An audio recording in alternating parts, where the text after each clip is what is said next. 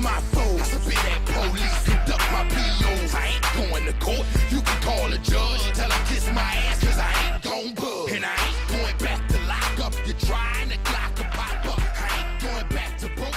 And I'm never gonna stop the puffin'. Not for nothing. Hey man, we are blessed to have you guys here today.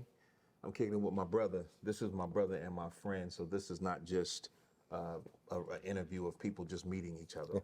And we just really wanted to come together and share some of the legendary mind state, some of the God mind state that we have with Roy Jones Jr. Thank you for being here today. Thank you, my brother. Absolutely, absolutely. You already know it. You know he got a strong hook because when I dap him, I feel like my arm. But I want to just get right into it, man. A lot of people have their opinions about who Roy Jones Jr. is, but I know the man, and I know that Roy Jones Jr. is just an awesome guy.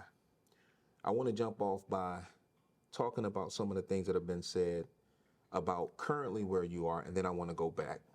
So I've saw some people that said, or seen some people that have said, he's basically diluting his or destroying his legacy by still being in the ring.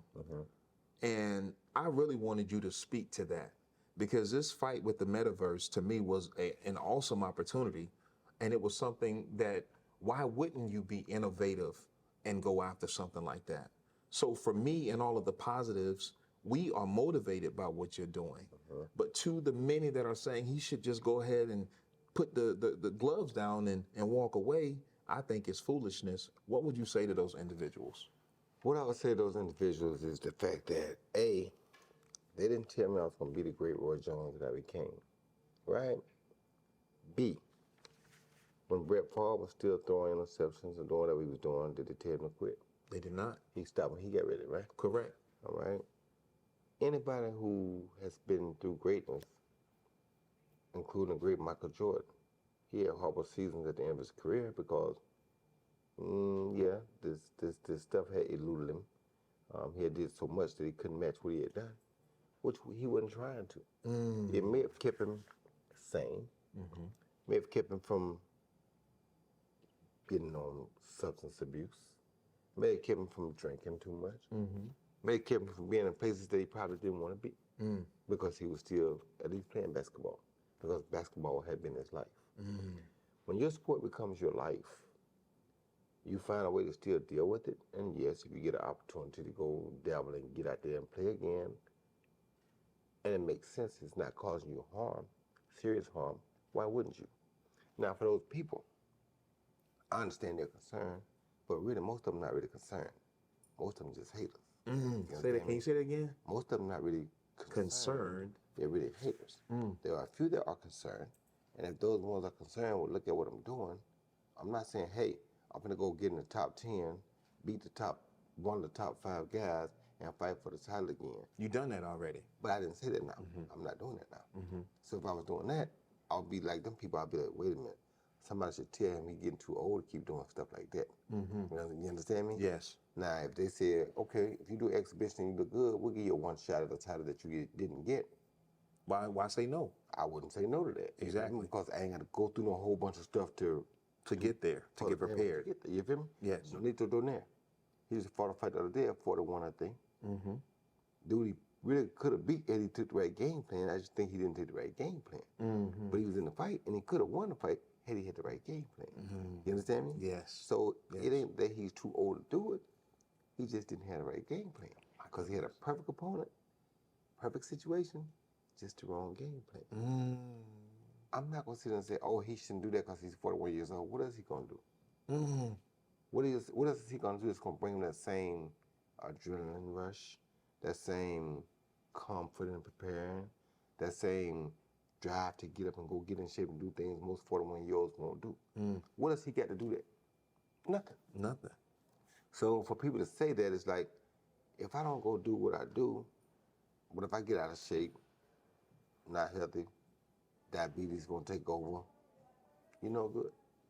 So you really me go sit back and do what they say, how many of them gonna come see me in the hospital? None of them. Your family, your brothers, your friends, absolutely. So if I was doing something stupid, my family would say, hey, now you're going too far. Exactly. Exactly. I'll call you. Yeah, absolutely. Now you're going to Exactly. You can't go out there talking about you're gonna get back in the top 10 and be Exactly. 2 or 3 of the top 10. Ain't got you too old for that. Exactly. Now if you got one off opportunity that was good, okay.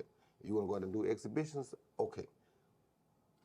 Out there trying to compete with these youngsters like you one of them, that's not smart. Come on. You understand me? That's Yes. not smart. So when people talk, I let them talk, but guess what? Talk to Even with the metaverse thing, it's the first time a fighter been in the metaverse. Right. Didn't work out like we wanted, but it's the first time ever. So Yes. if it comes in that gets to be a thing in the future, guess who did it first? Roy Jones Jr. That's Y'all what must have forgot. That's what Johnson loves. You feel me? Yes. Now, Yes. Yes. on top of all that, the fight with Anthony Pettis, I didn't think I lost it, right? I thought I won the fight.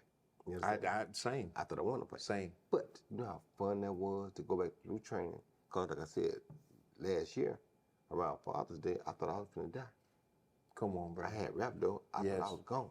Yes. And a few more times after that, I thought I was gone. Yeah. So to bounce back at 54 and to overcome that, Come on, bro. and to still get in the ring and go Come 8 on, rounds. bro. Come on. You understand me? So you rather see me sitting at home suffering from something that almost may kill me than to get myself together and get back and let, when you go to where I fought, they had to check my heart, they had to check my cardio, they had to check everything. My brain, they had to check everything before they let me go fight. I passed all the tests. Why can't I fight? Come on. I fought 8 rounds, a solid 8 rounds against a 36-year-old. A solid, Very entertaining night. very questionable, Very entertaining night. and very questionable decision. Also gave me a chance as a coach to learn how to use today's technology to make weight. My goodness. Now, how do I know how to tell my guys how to do this if I never did it before? But you did it yourself. But I had to go do it myself. This fight I did with Pettis allowed me to go out and experience it myself. I know how to do it now myself, not from what they tell me, from what I did. That's so good, man. You understand me? That's So when so people good. say, "Oh, he shouldn't be doing this," did you not enjoy the fight? Come on. I didn't take no punishment. Yep. He didn't ever really hit me clean. He couldn't. So Let's go back a little bit. They talked about the fight with you and Tyson. I was out there in Cali with you. Next day, only thing you said was he still had a little power, but I'm Strong as okay. heck. He's strong. Strong as He's heck. strong. no problem. He's still strong. But you were just fine. So what's wrong with me doing that? Just fine. You understand me? You mad because people still will pay attention when I speak or when I do something? That's crazy. So people say, you should be doing this, you should be doing that. Well, God will put me in the places to do what I should do. Because that little speech I gave Jared Anderson, that was not rehearsed. That was life. That was not planned. Come on. I wasn't even supposed to do that. Andre Ward was supposed to do that. They called me and said, hey, Andre can't be here this week. Would you fill in for him? I said, come on, bro, Andre, my brother. If he got something he's supposed to do, I'm glad there. to do it for him if he's not there. You understand me? Yes. That's God working again, because God know I'll do that, especially for Andre. Absolutely. I filled in. Immediately after I did it, I called my friend Josh. I said, Josh, I didn't understand what this was. I didn't know nothing about what I was going to do. I was just going to do a job that Andre couldn't make it to. So I was trying to have his back. I said, this thing has exploded, and it's going to be something crazy when you see it. My I goodness. said, when it hits the air, people are going to go crazy about it. He said, why? I said, the kid got it very emotional, but I had to give him the real. Yes. I didn't even know what I was going there for. You understand me? This is how you know it ain't me. It's got to be the grace of God. Absolutely. I had no clue. I heard them say they doing, I don't even remember the name of the show now, but they told me they was doing a show where you interview the kid, and they going to just show up before he fights. Thinking, cool. Look what that turned into. And look, it turned It's into still ministry. trending. It's still trending on social media now. Yes. Yes. You understand me? Like you said, you didn't even know I could ride a horse. Look what you found out. Come on. You understand me? Yes. So it's like, when God works, Yes. it's nothing nobody else can do about it. Amen. So when God works, I hear people, but I don't hear people. Come on now. Because they didn't give me life. Come God on. did. He gave, and more abundantly. You feel me? Yes. That's so good, man. That's so good. I was going to ask you about Anthony Pettis, and you just really broke that down. And you know what? If anybody's watching that believes that it's too late for them, It's never too late. It's only too late when you say it's too late. Because when God says it's too late. That's right. But guess what? If God didn't want me to fight, I'd have failed one of them tests. Correct. God You wouldn't knew- have made it out of the sickness. I'd have failed one of them tests, or I would never made it out of that sickness. You're right. Exactly. If God didn't want me to fight. Absolutely. If God wanted to take me, He'd made my heart fail me during the fight. Man, I could stay there. If none of that ain't happened, then Come on. why should I listen to these people? Come on. What bills of mine are they gonna pay? None. Exactly. Not one. Not Exactly. one. So to those again, for you who were concerned, we say thank you. I had a guy call me and tell me, "Hey, you need to stop fighting." I said, "Okay, sir, did I call you?" He said, "No." I said, "Okay, while we're on this call, have I asked you to pay one bill for me?" "No." I said, "Have I asked you to invest in one thing that I may want to do in life?" "No." I said, "Then what gives you the right to tell me how to make my money?" Have I asked you to? He I got said- it. He said, "You know what, sir?" He said, "You're 100% right. I'm sorry I called. Thank you." That is a perfect way to deal with haters. I want to look and say that if you want to know how to deal with your haters, you tell your hater, listen, are you paying my bills? Did I call you and ask Did you I to? call you and ask you to? Because if this does not motivate you, nothing will motivate you. This is about being motivated despite who's around you. Bro, when you would get in the ring, how did you silence the people around you? I didn't worry about the people around me.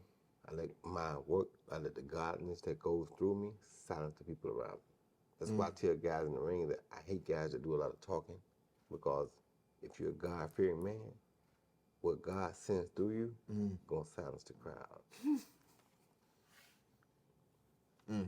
Well, you know, I'm ready to get up in here and shout and say hallelujah right now. It's the facts. Your pro debut, May 6, 1989. Nah. Just, what were you feeling that day? Can you remember? Yeah, I was just very anxious because it was the beginning of a new day. Little did I know God had turned me on high. I didn't know that's why High frequency? he had turned me on high, period. Because getting robbed at the Olympics was his way of turning me on high. I didn't know that, because now that I look back at it, I looked at a lot of guys who didn't go to the Olympics, a lot of guys that won gold medals, and a lot of those guys got a loss because one day they were slipping on a job and they thought they had an easy fight, and that easy fight turned out to be a hard fight, and most of them lost it. They had to come back and redeem it. But God knew not getting a gold medal wouldn't settle well with me. That would turn me on high. And so God knew what he was doing when he made that happen to me. Because I immediately questioned, why would this happen to me? And I'm the youngest guy on the team. Because he knew one but one guy on the team that could have taken that and did what he wanted to be done with it. After that, could bounce back. Only me had the nerve, the gall, and the belief, the faith in God to know that he wasn't letting me down. He was actually lifting me up. So if you had won, and get this on record, y'all, if you had won that Olympics, Yep. there may not have been the success It would of not. Roy. Just seven belts. Show you how much show you how much I believe in God. It wouldn't have been, because I would have had nothing to be out there pushing for. You understand me? Once they took that gold medal from me, and they turned around and gave me the Val Barker Cup, which means you're the best boxer at the Olympics, that's proof that y'all served me unjust. When you serve me unjust don't make me quit, it made me go harder. This happened at the same time, This was happened. This is what happened at the Olympics. They stole the gold medal from me. but gave you the best. Gave me the Val Barker Cup, which means I'm the best fighter at the Olympics. But that still wasn't enough for you because you knew. No, that don't solidify it. That I'm glad with being the best boxer at the Olympics, because I knew that too. Y'all got one part right, but y'all got the other part wrong. So now I gotta go prove y'all wrong and become the best fighter in the world, period. Because when you're the best fighter at the Olympics, you're the best amateur fighter in the world. In the world. But now I want to prove that I'm just the best amateur fighter in the world, because y'all stole my gold medal. I'm gonna prove y'all I'm the best fighter, period. I want to get into what happened that day. Like after that happened, what was your process of, like that night? Did you go and get right back to it, or That night I thought I'd never box again. I said it right on the air. I said, I don't think I ever box again. Some nuns came to me, they was apologized, told me they were very sorry for what their country did to me. I said, I appreciated them for that. And when I got back to the United States, people in the airport were all lined up, but they weren't looking for the guy that won the gold medals. They wanted to see Roy Jones. my goodness, I'm like, what? my goodness? That shocked me. Yeah, I'm still thinking they're gonna fight again. So when I got home, the airport was packed. I'm like, I lost. And In the airport Pensacola? is just packed, yeah. I'm talking, I couldn't walk. The airport, they said that to pass me over the crowd. My goodness. I was like, what the heck? I was amazed because I was sad because I thought I had disappointed the people because I didn't win a gold medal. And everybody was there. Everybody was there. So I was like, wow, I feel like I'm a hero now, right? But all the stuff I seen, all the people I seen, when I got to the end, I saw all the little kids on my boxing team. None of them were happy. All of them had a look of discomfort in their eyes. And when I looked at them, I said, here I go. And you know what that meant? What did it mean? The guy that we look up to just said that he ain't gonna fight no more. What are we supposed to do? Wow. So when I looked at him, and they didn't say a word. When I looked at him, I said, here I go. I gotta fight again. Like it or not, I gotta fight again. How am I gonna ever tell them when the going gets rough, you gotta get going even rougher? When they looked up to me their whole lives. I'm there, most of them don't even have a father. I'm their father figure through my father. How do I quit on them? Ain't happening. So as soon as I looked at them, I knew that everything I done said to that point, none of them boys. So you didn't belong to Roy anymore? Nope. No, I did. Because it was Roy wasn't the fault. When I saw them, it's a wrap.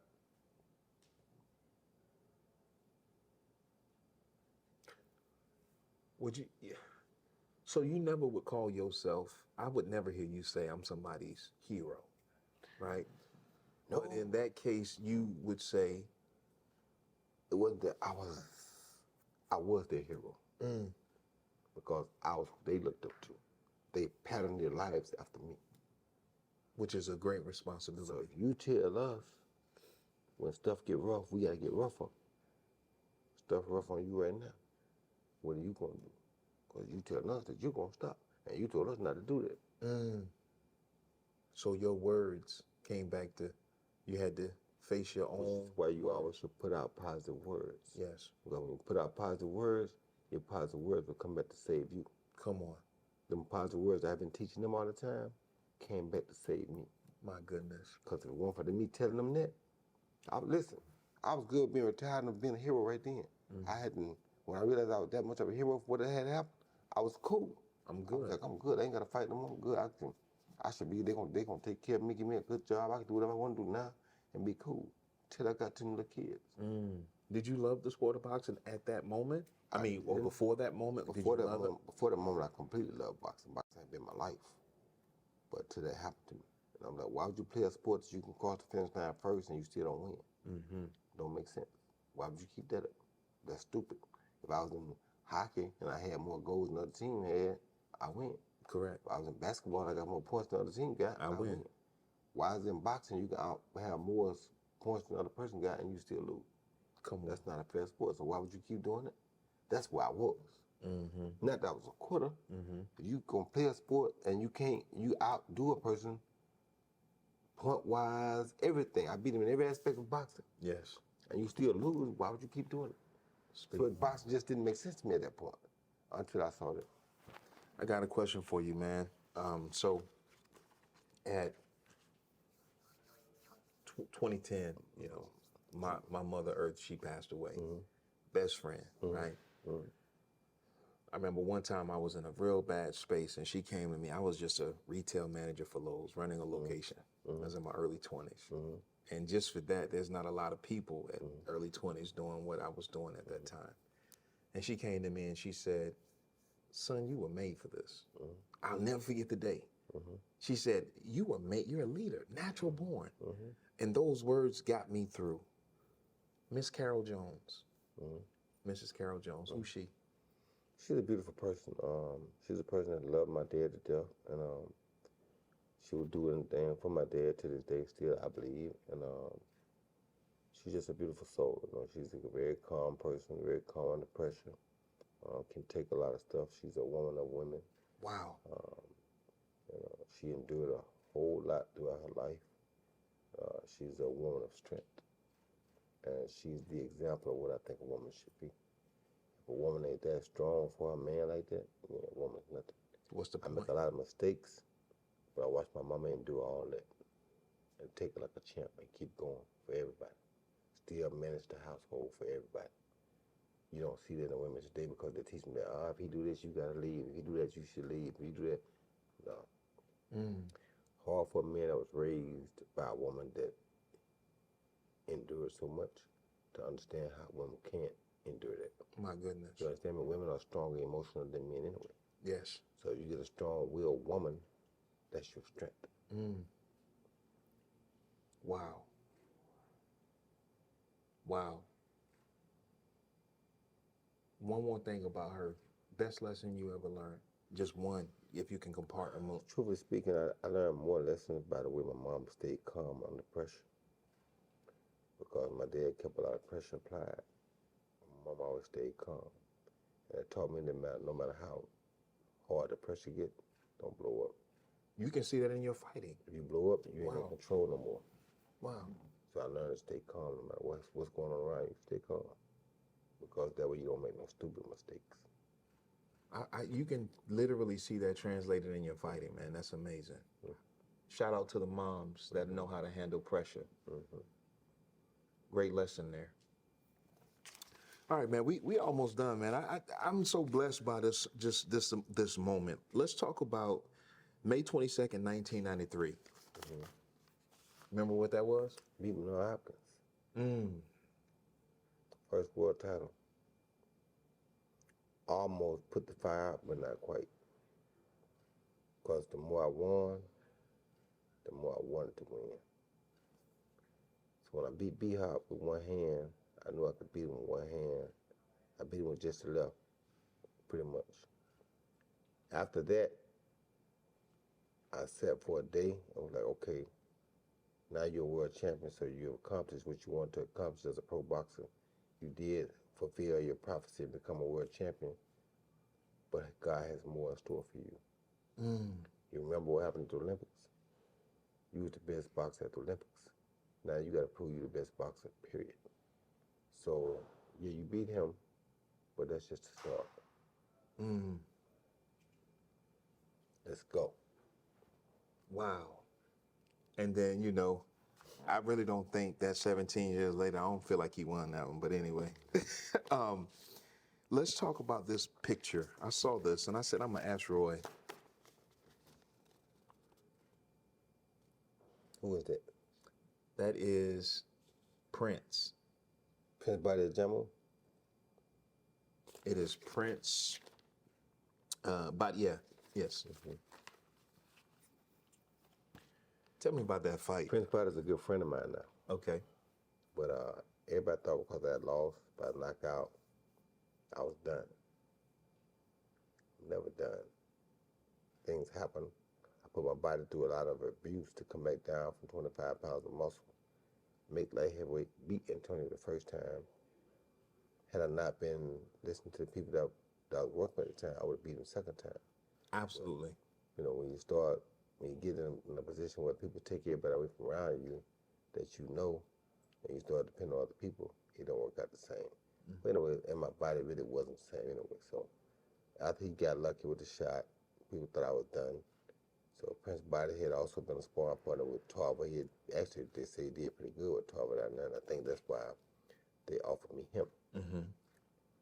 So first round, he comes out and jumps on me because when a guy's got knocked out, you think that make him mentally weak. That's not Roy Jones Jr. I'm mentally strong. That's not Roy Jones Jr. So when he attacked me, I thought, okay, this is what we're going to do? Cool. I attacked him back. When I attacked him back, he backed out a little bit. No. I saw that. I watched some of it. Yeah. If we're gonna do this, what we gonna do? Let's do it. You understand me? So that's what that was. I don't think they understand how your mind works. It's so different than most people I've ever met in my life, man.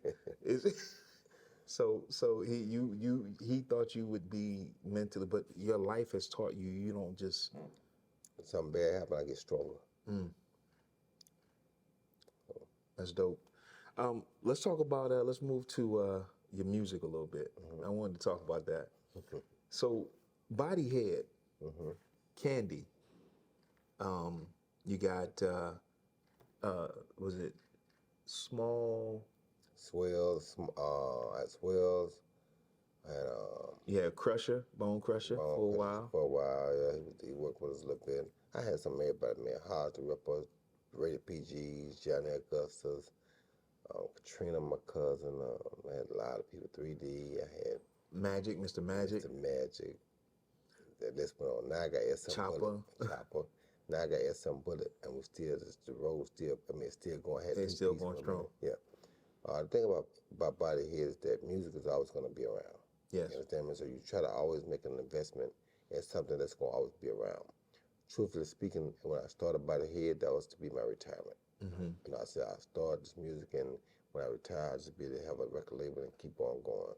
Things happened and didn't quite turn to where I wanted, but it was so crazy because for a while they tried to accuse me of having it as a hobby. And I had to go through a tax situation with that because they tried to say it was a hobby and it wasn't. It was really, like I said, my retirement. Yes. But anyway, things fast forward on to today. Made some super good records, super good music. By the grace of God, I was able to do so many things. I mean, I was in the Matrix. I had a record that went platinum. I just, for me, like I said, when God is for you, who can be against you? Who can be against you? Who can be against you? Roy Jones Jr., man. It's so many other things that maybe a part 2 one day we'll do and we'll talk about. We'll do a part 2. But this has been a blessing, brother. Thank you, brother. Thank you for taking the time Not a and problem. being here for me. Thank you, brother. And I know everybody has enjoyed this, man. Yeah. Legendary. Roy Body Jones Head, Jr. the building. Body Head, baby.